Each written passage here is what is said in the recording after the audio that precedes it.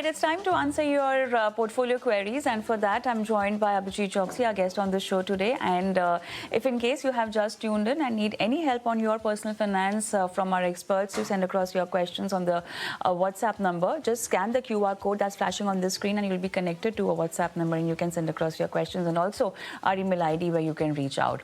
Abhijit, hi, welcome to the show, and let's take this question. This is from Mr. Vimal Mehta from Vadodara, and he is scared of investing in mutual funds, but he wants to get retired. In fact, he has retired now. 1 CR he wants to invest for almost 5 years, and that's a lump sum investment that he's looking at. So I do not have his I don't have his entire financial plan in terms of retirement, what he's planned for himself, but he's scared of investing in mutual funds. Abhijit, is that something very normal and commonly asked or expressed by investors? Yeah, hi. Yes, absolutely. It's a very common query where, especially in the stage of retirement, people are scared of investing in the direct equity. So generally, there are two extremes which I have seen, that either someone would put everything in FD or everything in equities. So in both the spectrums, there's a risk. Like if you put everything in FD, then there's a chance of losing out due to inflation. While at the stage of retirement, putting everything in equity would lead to maybe panic during corrections, right? So in case of Vimal, whatever little information we have, what I suggest him is to first at least have a horizon of 5 to 7 years and above, especially if he's planning to invest in mutual funds. That is the first step. And the split which I would suggest him to do is, first, out of that 1 CR, first he needs to allocate some funds for emergency. That's the mistake a lot of people do. They don't have any allocation for emergency. So when something out of the box strikes, they are left stranded.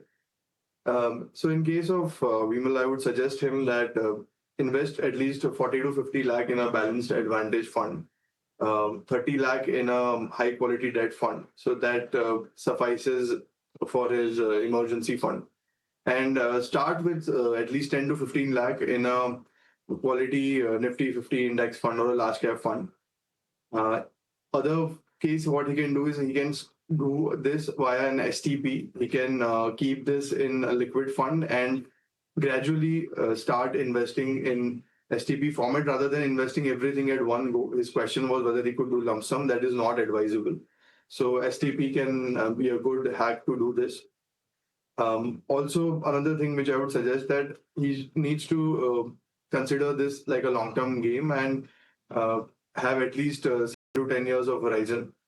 Now, because the retirement stage, he has just passed through his retirement stage, following this strategy would keep him the peace of mind, which his question was. Thank you. Mm-hmm. All right, so STP is something that you're advised, and what should be the process of STP, as in where should he park this money and then later on put that money in terms of investments? What are the funds also that you might want to recommend? Right, so STPs you can start with in any liquid funds or liquid Bs you can park, and then gradually over in a month he can invest in it. In terms of funds, I would suggest him to have a core flexi cap fund. Generally, flexi cap funds have a higher large cap proportion. So my suggestion would be Abacus Flexi Cap, which is a recently launched fund. You can do that, and then 30% of the amount he can take some risk, like a Nippon mid cap. He can invest some parts in it. All right, let's take the next question. This is from Nisha, and she's concerned about the gold mutual fund investments that are stopped by HDFC Mutual Fund and Fund of Fund, ETF and Gold Fund. She wants to know, what does this mean and why is this happening? She has SIPs going on and also lump sum, and she also was planning to put in some more money in this particular investment. So very important question, and also at a time where a lot of investors are wondering wondering, even if those who are not invested in HDFC Gold Fund are now thinking, maybe their fund can also stop a lump sum investment. So Abhijit, first question to you, why did this happen? Right. So, general reasons this happens is mainly when there is a lot of inefficiency. So they do it to manage large efficiency. Also, sometimes when there is a rally in a sector, like for example, gold has rallied quite a bit. So these are regulatory limitations which they put, and also to manage the liquidity. And